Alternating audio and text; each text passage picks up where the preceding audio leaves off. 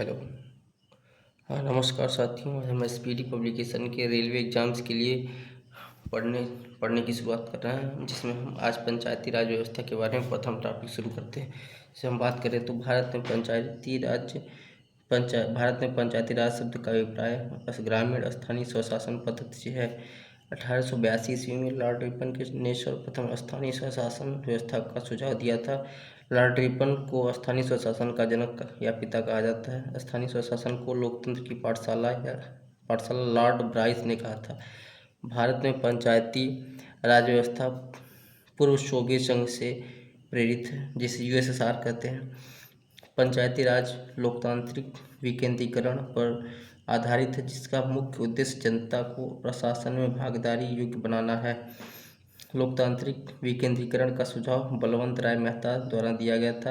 लोकतांत्रिक विकेंद्रीकरण का सुझाव बलवंत राय मेहता द्वारा दिया गया था। भारत में ग्रामीण जनता के स्तर में वृद्धि के लिए के एम मुंशी समिति की सिफारिश पर 2 अक्टूबर 1952 को सामुदायिक विकास कार्यक्रम शुरू किया गया था।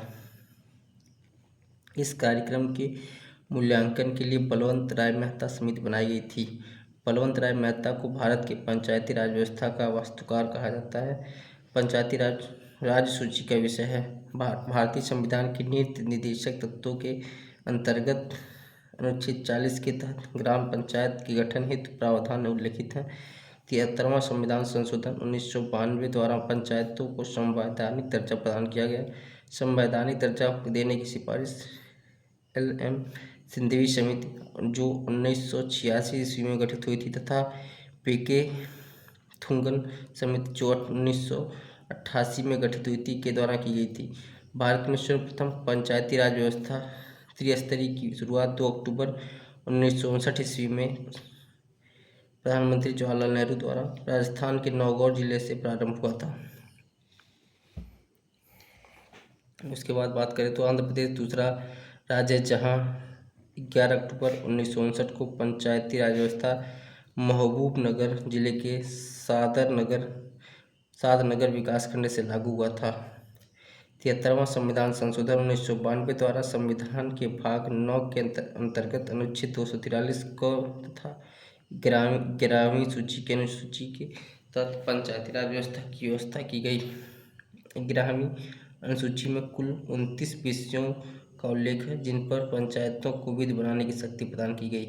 73वां संविधान संशोधन अधिनियम के द्वारा 24 अप्रैल 1993 को पूरे देश में लागू हुआ, इसलिए 24 अप्रैल को पंचायती राज दिवस के रूप में मनाया जाता है। आगे बात करें तो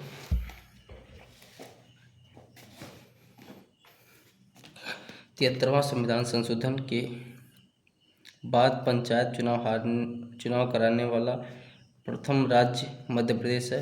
वर्तमान में भारत में पंचायती राज व्यवस्था की संरचना त्रिस्तरीय है। त्रिस्तरीय पंचायती राज सिफारिश बलवंत राय मेहता समिति के द्वारा की गई थी।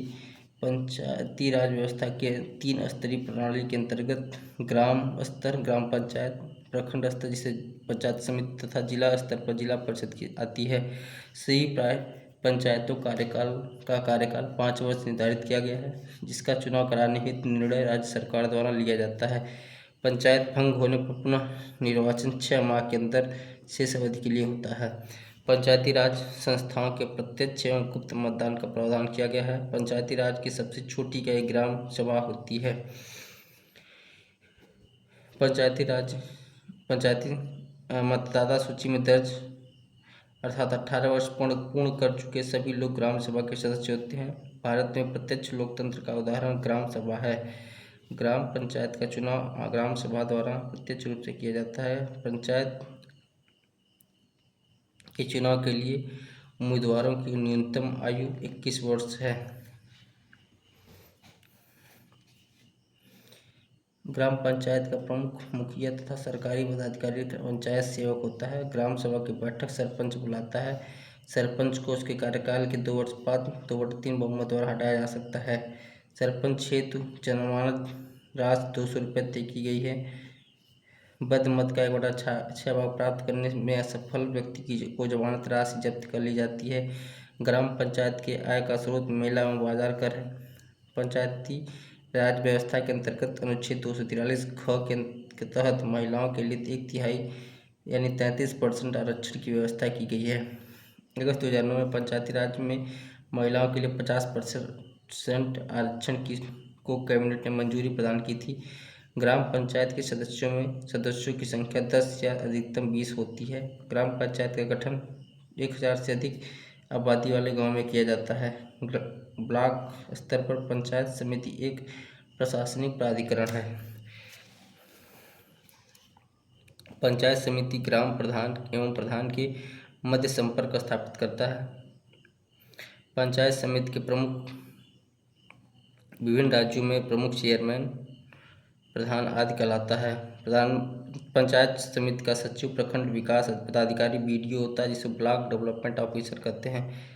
ब्लॉक और जिला परिषद के अध्यक्षों का निर्वाचन अप्रत्यक्ष रूप से होता है। ग्राम पंचायत के बैठक के लिए 1/3 सदस्यों को उपस्थिति अनिवार्य होता है। पंचायती राज की सबसे बड़ी संस्था जिला परिषद होती है, जिसका चेयरमैन जिलाधिकारी होता है। जिला परिषद का मुख्य कार्य समन्वय एवं पर्यवेक्षण है। स्थानीय सांसद और विधायक जिला परिषद का पदेन सदस्य होते हैं। भारत में कलेक्टर पद का सृजन 1972 ईस्वी में वारेन हेस्टिंग्स द्वारा किया गया। केंद्र सरकार में ग्रामीण विकास मंत्री पंचायती राज के विभिन्न अंगों की निगरानी करते हैं। नागालैंड, मेघालय, मिजोरम तथा दिल्ली में पंचायती राज व्यवस्था नहीं है। पंचायती राज संस्थान अपनी निधि हेतु सरकारी अनुदान पर निर्भर करती हैं। पंचायत स्तर पर राज्य सरकार का प्रतिनिधित्व ग्राम सेवक करता है। पंचायती राज व्यवस्था के अंतर्गत द्विस्तरीय संरचना का सुझाव अशोक मेहता समिति ने दिया था। त्रिस्तरीय प्रणाली के अंतर्गत ग्राम स्तर पर मंडल पंचायत तथा जिला स्तर पर जिला परिषद शामिल हैं। पंचायती राज व्यवस्था के अंतर्गत टैक्स लगाने की सिफारिश अशोक मेहता समिति ने की थी। 73वें संविधान संशोधन कानून के अंतर्गत 20 लाख से अधिक जनसंख्या वाले प्रदेश को पंचायती राज स्तरीय प्रणाली तथा 20 लाख से कम आबादी वाले प्रदेश में द्विस्तरीय प्रणाली लागू करने की बात की गई है। पंचायती राज व्यवस्था के अंतर्गत 4 स्तरीय संरचना का सुझाव PVK राय समिति ने 1985 ईस्वी में दिया था। 4 स्तरीय संरचना के अंतर्गत ग्राम पंचायत स्तर पर ग्राम सभा, मंडल स्तर पर मंडल पंचायत, जिला स्तर पर जिला परिषद तथा राज्य स्तर पर राज्य विकास परिषद आती है। पश्चिम बंगाल ऐसा राज्य है जहाँ पर 4 स्तरीय पंचायत व्यवस्था की अपनाई गई है।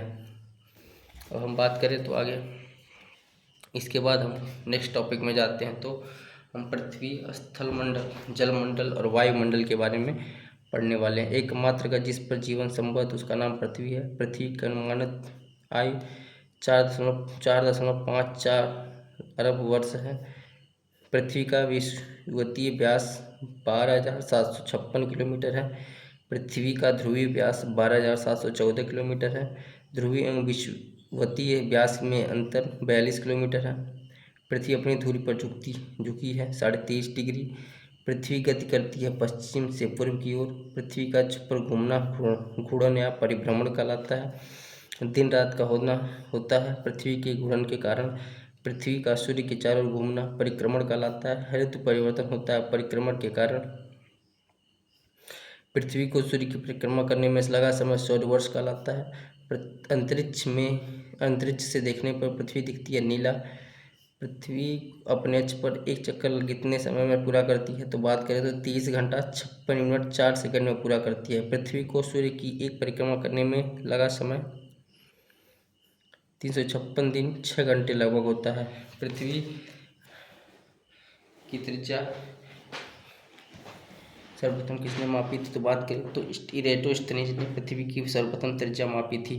पृथ्वी से चंद्रमा का भाग दिखता है 59%। पृथ्वी गोल है कहा था पाइथागोरस ने। पृथ्वी तथा सूर्य के मध्य अधिकतम तथा न्यूनतम दूरी क्रमशः 4 जुलाई जिसे अपसौर कहते तथा 3 जनवरी जिसे उपसौर कहते हैं। उपसौर तथा अपसौर को मिलाने वाली काल्पनिक रेखा कहलाती है एप्साइड रेखा। चंद्रमा की अपेक्षा पृथ्वी का द्रव्यमान 1/81 भाग है। पृथ्वी का सबसे बड़ा हिमखंड अंटार्कटिका है। पृथ्वी का सुरक्षा वाल्व ज्वालामुखी है।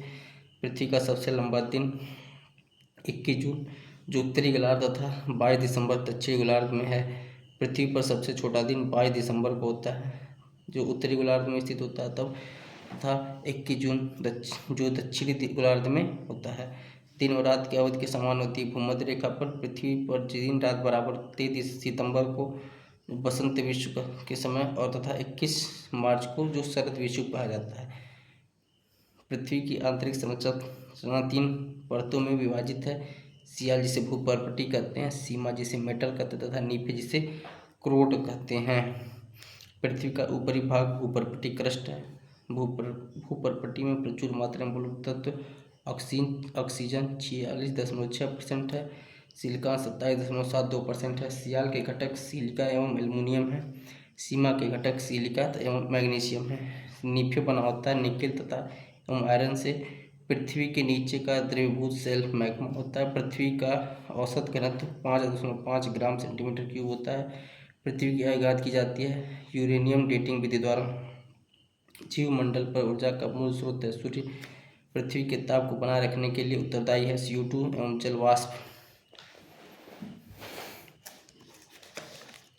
पृथ्वी की संपूर्ण वायु लिथोस्फीयर, वायु की परिभाग इथनोस्फीयर। पृथ्वी का जल का भाग 71% जल होता है तथा 29% स्थल। जल राशि का स्वच्छ जल भाग होता है 2.5%। पृथ्वी पर अधिकतम ऊंचाई माउंट एवरेस्ट। पृथ्वी पर अधिकतम गहराई मेरियाना गर्त है। महासागरों का औसत गहराई 4000 मीटर है। सौर विकिरण का पृथ्वी पर पहुंचता है 51%। लवणता व्यक्त किया जाता है प्रति हजार में। समुद्री जल का औसत लवणता होता है 35,000 तथा बात करें तो आगे सर्वाधिक लवणता वान झील तुर्की 330% होता है। समान खारेपन वाला स्थानों को मिलाकर खींची गई रेखा कहलाती है आइसोहेलाइन रेखा। पृथ्वी को 2 भागों में बांटने वाली काल्पनिक रेखा कहलाती है भूमध्य एवं विषुवत रेखा। पृथ्वी पर सर्वाधिक सूर्यताप विषुवत रेखा पर होता है। भूमध्य रेखा के समांतर दोनों ओर खींची गई काल्पनिक रेखा कहलाती है अक्षांश रेखा। पृथ्वी के उत्तरी एवं दक्षिणी ध्रुव को मिलाने वाली रेखा कहलाती है देशांतर रेखा। अक्षांश रेखाओं की कुल संख्या 180 होती है। देशांतर रेखाओं की कुल संख्या 360 है। 23.5 डिग्री उत्तरी अक्षांश रेखा कर्क रेखा कहलाती है। 23.5 डिग्री दक्षिणी अक्षांश रेखा मकर रेखा कहलाती है। 66 डिग्री उत्तरी अक्षांश आर्कटिक वृत्त कहलाता है। 66 डिग्री दक्षिणी अक्षांश अंटार्कटिक वृत्त कहलाता है। पृथ्वी 1 घंटा में घूमती है 15 देशांतर। एक देशांतर बराबर होता है 4 मिनट के। अक्षांश कहलाता है 30 डिग्री से 35 डिग्री उत्तरी अक्षांश तथा दक्षिणी अक्षांशों के मध्य स्थित पेटियाँ। 0 देशांतर रेखा जो लंदन के ग्रीनिच स्थान से गुजरती है कहलाती है प्रधान मध्याह्न रेखा। 180 देशांतर रेखा कहलाती है। अंतर्राष्ट्रीय तिथि रेखा निर्धारण 1884 ईस्वी में वाशिंगटन DC में किया गया था। अंतर्राष्ट्रीय तिथि रेखा खींची जाती है प्रशांत महासागर से होकर।